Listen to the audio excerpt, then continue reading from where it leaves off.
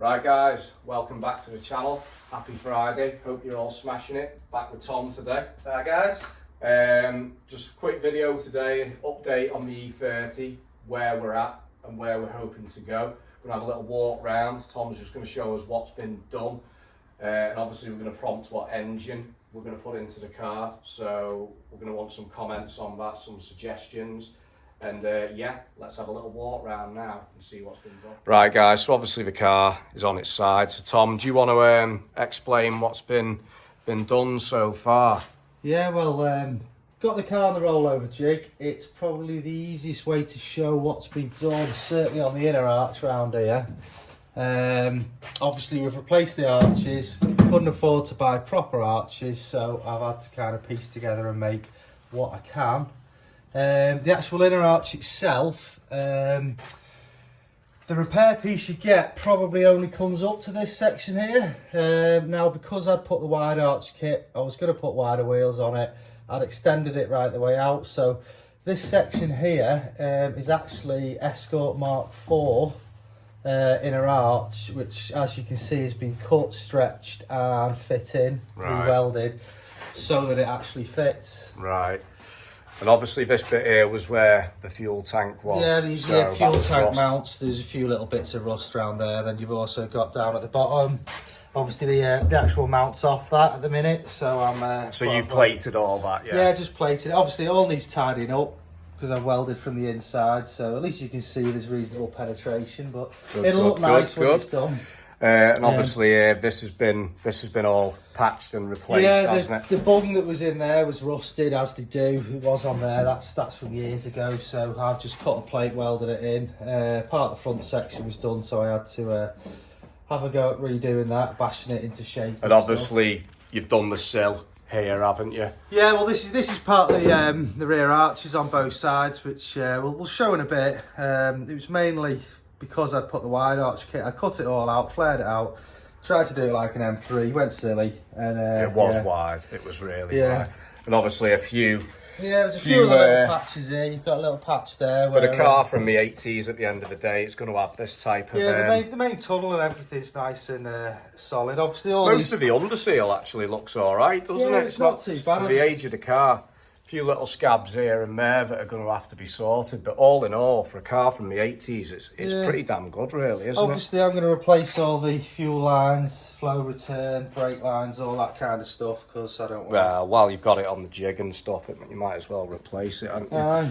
So, anything going on in the front arch here? You can see a bit of rust, there is rust a bit. here. Oh, well, this isn't too bad. That's, the battery tray had gone. There's a little bung under here that somebody left out. It's common on them, isn't it, for the battery trays? Yeah, there's a bung somebody left out years ago. Obviously, when I bought it, water's got into the footwell, so we've had to do a couple of bits there in the battery tray. Usual bits at the front have gone. As I say, you can buy all these parts, but it works out quite expensive. It's like, 50. And if you've got a bit of know-how, you might as well crack on and have a go yourself, haven't you? Well, that's the plan, really. At least I know it's solid. Yeah, that's all we want, really. It's cut out to proper metal. As I say, I've got all pictures of it all cut out. We'll posting them at some point, won't we? Yeah. Just so you can see exactly what has been done. Shall we spin the car over and see the quarters in profile? Yeah, we can do. Rightio, well, let's do that. Right, this is the jig. I'll spin it over. So take the pin out, spin the car over. It's impressive, that. Was it hard to get on?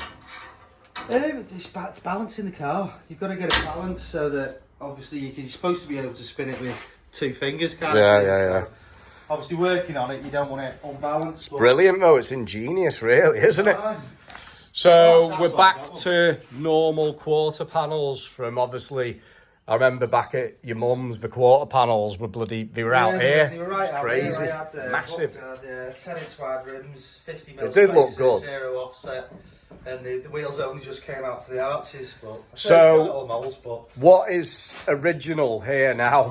What's new? Original? This top section here is original. So down to the swage line is original. Down to this line is original, and that section's original. The rest of it is all either been or made. So it looks all right, doesn't it? Yeah, it needs a bit of panel beating. bit of obviously filler and sorting it out so it's smooth, but the basic shape's there. As I say, the way I've done it is this section here. That is a arch repair piece. This section here up to that line there is part of an original sill. Obviously I had the whole sill along, so I cut it out from there, re-welded it in. How much was the arch repair piece? That was about, I think that was about 50 quid. It's not the too sills bad, are about 50 quid. But to buy that panel on its own, there's a couple of companies that do them. I think the cheapest I could find was about 1,500 quid a side. Wow. Obviously you could buy second-hand ones, but you don't know what the rust's like, so I just thought... Prices for these parts will be going crazy anyway. And well, they don't, BMW don't, I don't think they make them, I don't think you can get them from BMW, so it's other places that have made the jigs to do it, so you can charge for them. So that section, obviously, made that section, put that section in, obviously with that line, because the arch, the sill only comes up to there, so all that section's been made. That rear section's been made. Obviously the fuel tank, it should have the cut out for the fuel tank in there. I'm not decided whether to put it back or actually put a tank in the boot. I don't know, because I actually quite like it. It's not standard, but it looks quite cool.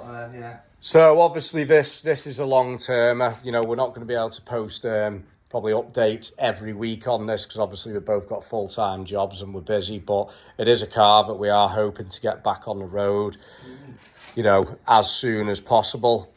Which leads us to the end of the video, which basically we're talking about engines. As you can see there, we've got the M20.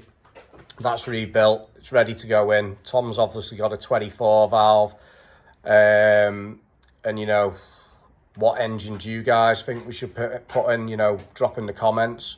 What engines, if you've got an E30, have you dropped in? Do we stick? Well, we are sticking with standard BMW engine, aren't we, Tom? I think, really. Yeah, we won't for be now, going. as I say, I want to put it back to standard as it was, and then take it from there, really. Anything else you want to add on the old update to the E30? Well, it's really to the other side, it's pretty much the same. Pretty much the same work on it, but obviously that's there.